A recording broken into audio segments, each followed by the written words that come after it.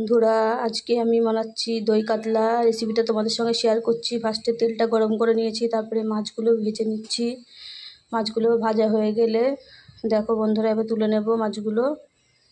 লাল লাল করে ভাজা হয়ে গেছে। এবার তেলে দিয়ে দিয়েছি গোটা গরম মশলা, শুকনো লঙ্কা, তেজপাতা আর গোটা জিরে দিয়ে ভালো করে মশলাটা একটু হালকা করে ভেজে নেব। একটু ভাজা ভাজা হয়ে গেলে এরপরে আমি দেব পেঁয়াজটা দিয়ে একটু লাল লাল করে ভেজে নেব। দেখো বন্ধুরা, কেমন লাগছে রান্নাটা একটু শেয়ার করছি তোমাদের সাথে। এবার পেঁয়াজটা লাল লাল করে ভাজতে ভাজতে একটু মশলাটা করে নেব। দেখো বন্ধুরা, কি মশলা করেছে। এখানে পেঁয়াজ, টমেটো এখানে আছে, তার জন্য তৈরি করে নেব। এখানে আদা, রসুন, কাঁচা লঙ্কা, গোটা জিরে দিয়ে এরপর টমেটোটা দিয়ে দিলাম তেলের মধ্যে, দিয়ে ওটা মশলা করে নেব। ওটা একটু মশলাটা করে নিই, এটা তখন ভাজা হোক। তার সামনে একটু লবণ দিয়ে দিলাম যাতে টমেটোগুলো একটু নরম হয়ে আসে।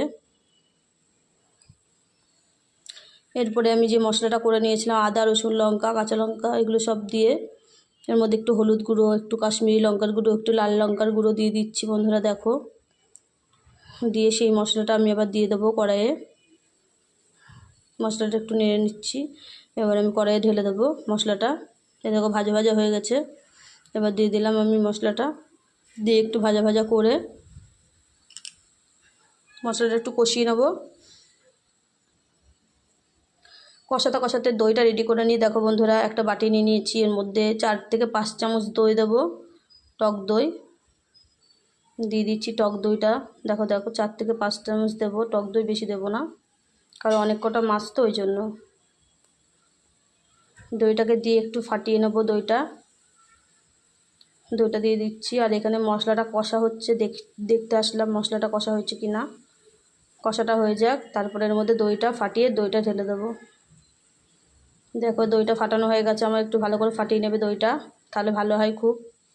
দইটা ফাটিয়ে নিয়ে আবার দিয়ে দিলাম কড়াইয়ের মধ্যে, দিয়ে একটু ভালো করে ভাজা ভাজা করে নেবো। একটু মশলার সঙ্গে দইটা মিশিয়ে নেব। দইটা মিশিয়ে নেওয়ার পরে তারপরে একটু ভালো করে কষিয়ে নিয়ে আমি জল দিয়ে দেবো। জল দিয়ে দিয়েছিলাম বন্ধুরা, তোমাদের সঙ্গে শেয়ার করা হয়নি। দিয়ে এবার একটু কাশ্মীরি লঙ্কার গুঁড়ো, একটু চিনি, সামান্য চিনি দিলাম একটু, আর একটু লবণ দেব। একটু লবণ, স্বাদ মতো লবণ দিয়ে দিয়েছিলাম। দিয়ে একটু জল দিয়ে এবার আমি এটা দিয়ে দেবো, মাছগুলো দিয়ে দিলাম, ভাজা মাছগুলো দিয়ে একটু ফুটতে দেবো। ভালো করে একটু ফুটে যাবে মাছটা। ফুটে গেলে তারপরে আমি নামিয়ে নেব। একটু ফুটতে থাকুক বন্ধুরা, 2 মিনিট পর আমি আবার আসছি।